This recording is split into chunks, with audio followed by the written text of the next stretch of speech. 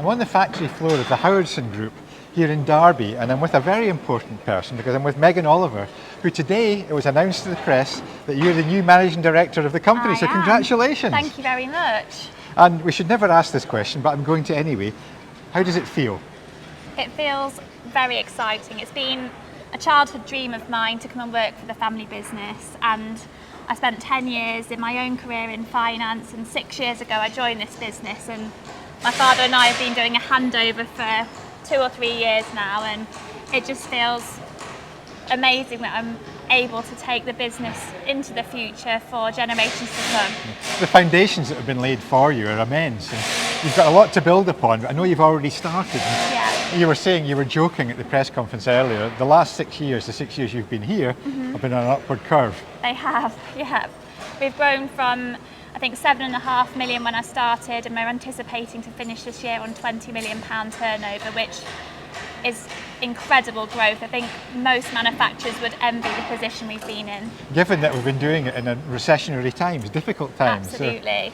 I think we keep our customers at the heart of everything we do, and because we never lose sight of that, I think that's what's kept us growing and growing year on year, because they're our top priority.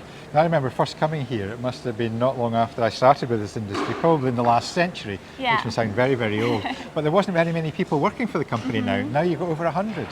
There's 100 between ourselves and All British Precision. We've had to take on lots of new staff. We're quite a big employer in the area now, but it's all to keep up with the growing demand we've got worldwide and try and keep our lead times as low as possible. You're looking around, there's more has been built here, but we're going to be going all over the world. All over the world, yeah. We're really starting to expand into emerging markets. We're supporting all the FIFA tournaments, cricket, any sport event going all over the world. It's an incredibly exciting journey to be on.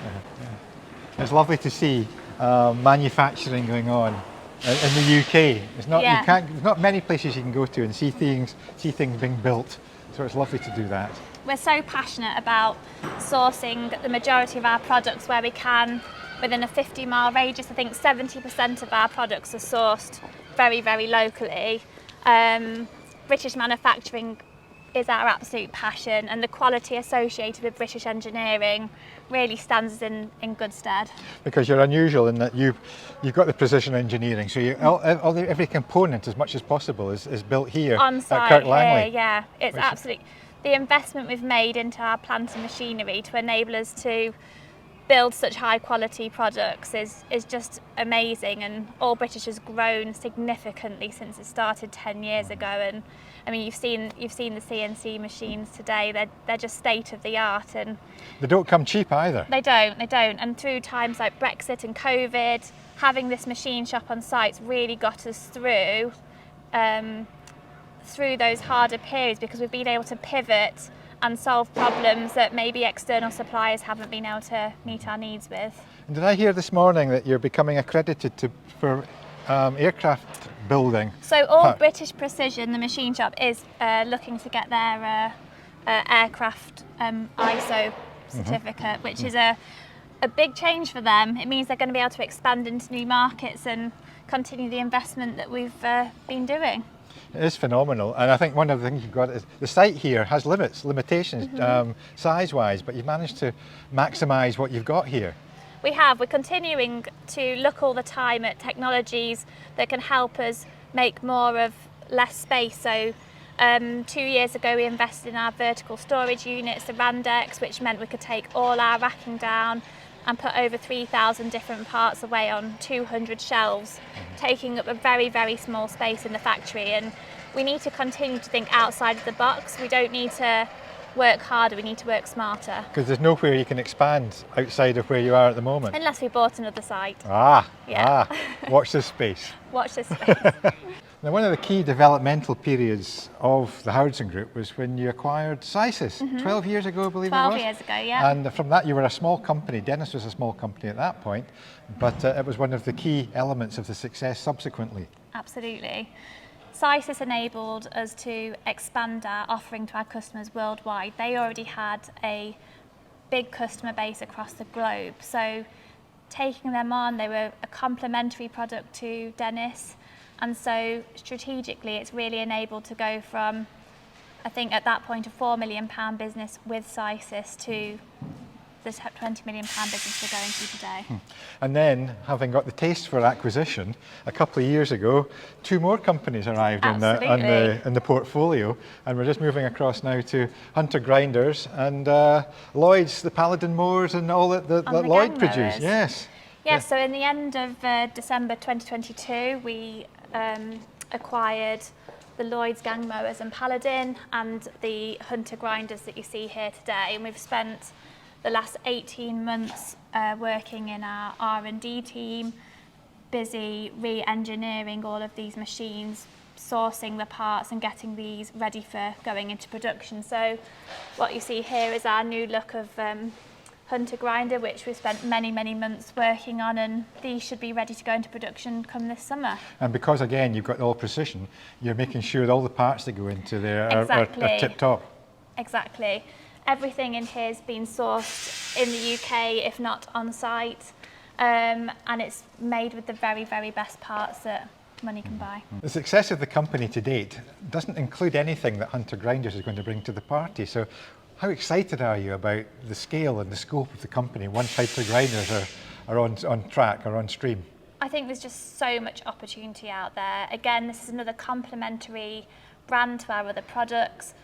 Sports clubs all over the world need machinery to grind their cylinders and bottom blades, and so it's a very, very exciting opportunity for us to release this product to market, which should be this summer.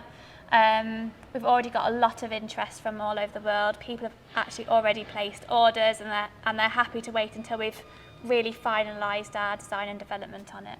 Now, I would have thought the portfolio companies you have, Dennis, Sysis, each complements the other, so it's helping the sales of the other as well. Exactly. I would like to think that, you know, we're getting to a point as Howardson Group, we can go to any customer all over the world and help solve their turf problems, and we can say, here's a range of machinery across our various brands that's going to solve your issue and give you that expert service that you're looking for. Mm-hmm. And one of the other landmarks of the company was when you introduced your electric mowers, battery mowers. Yeah. And that's been going gangbusters over the last few years. Absolutely. Now, you've got something new as well, haven't you, to assist with all those? It's just behind me at the moment. It is. So going into production next week is our electric multi-charger. This is an absolute revolution for people who own our electric machines, because it means you can plug this into one 13 amp plug and charge 8 electric machines at the same time. So this is going to be a real game changer for clubs everywhere. And this is going to be available from when? Next week. Next week? We actually do already have orders, so brilliant. We are taking orders on it. We've just been getting the last bits of compliance testing sorted, and it's good to go. Good grief, it's all go here at Howardson. It is, very, very busy. We talked earlier about the fact that you have to try and maximise the footprint here. Yeah. And this is the last example of how you're going about doing this, because we've got a fantastic new structure going up behind us. What is it? It's a new factory building and offices, and we're going to have state-of-the-art training facilities in here. So I think September last year our tenants served notice. It was a very old 1950s building. I think I remember it. Yeah, and we thought, wow, this is the opportunity for us to now make something fit for purpose for modern day manufacturing. So we're going to expand our assembly into here. It likely could be for the Lloyd's or the Hunter Grinders. We're going to have a dedicated training facility on our Hunter Grinders down there, as well as a whole training suite, because our vision is to host lots and lots of customers and dealers on site here, so we can do factory tours, we can show them our products and increase the education for customers all over the world. So you're saying it's easier to bring them to you than for you to go to them? Absolutely, we've got all the facilities here and we can give them the best training possible on the machines we've got. It's very difficult to transport machinery around the world. With the big range we've got, it makes it incredibly difficult. And here we're going to have a mezzanine floor. It's hard to visualise at the moment, but a mezzanine floor, you can just about see that going in. Yeah. Exciting times for that. When do you expect it to be in operation? We think we'll be in by the end of November this year, so not that long away, but everyone's desperate for the extra space. You've seen how busy it is on the factory floor, and it'll be a nice breath of fresh air. Now your dad is a legendary figure within He is this a industry. legend, yeah. We're not losing him, he's going to become the chairman. Absolutely. But it must be big shoes to fill. What's your thoughts on that? You know, I'm the fourth generation to take over this family business, and it does give me a lot of pride that he's entrusted me to take the reins. You know, I've had 10 years of my own career that I've built before I came here, plus the 6 years here, so I feel very confident in my ability to take this business forward. I feel I've proven myself in alternative businesses and fields before coming here, so I think I've got a lot of value to add. I want to be a generation that continues to grow it, and so far so good.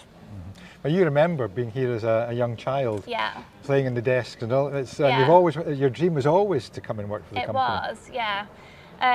So my parents always had encouraged me to go and pursue my own career, but always I wanted to come and work for this business. So when the opportunity arose, I jumped at the chance, and I've never looked back since. There's nothing better every day than waking up and coming to work for a business that you're so passionate about. This has been my life forever, and I can't imagine it not being in it. Well, I remember you saying earlier that every holiday your dad had brochures, he was visiting football clubs, golf clubs. Yeah. You've been immersed in it since a very, very young age. I have, yeah.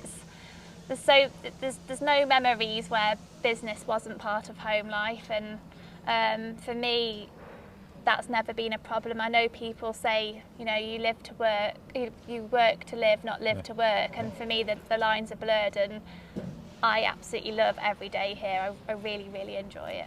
Now you're the fourth generation. I know you've got children yourself, but there will be pressure on for a fifth generation as well.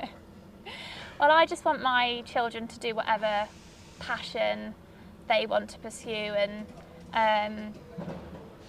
it's a long way away. You know, they're only 6 and 4, and I'd like to think there's 30 years in between now and having that conversation that it would be a possibility, but I'd like to think that in generations to come it would still be in our family. Yeah, it'll be nice. They've always got the opportunity. Exactly. It's there for them. If Never say never. That's what the route takes them. Exactly. Yeah. I just want it to be. I would want them to feel as passionate about it as me, because that's what this business deserves. And you'll still be tapping into your dad's knowledge and experience over this period. Oh, absolutely. We work so closely together. We're always talking about work. You know, we both find it incredibly exciting what the future can bring, and he's a great wealth of knowledge and experience that must be drawn upon by myself and the rest of the senior team. You know, he refers to himself as a library, and we must use him as such.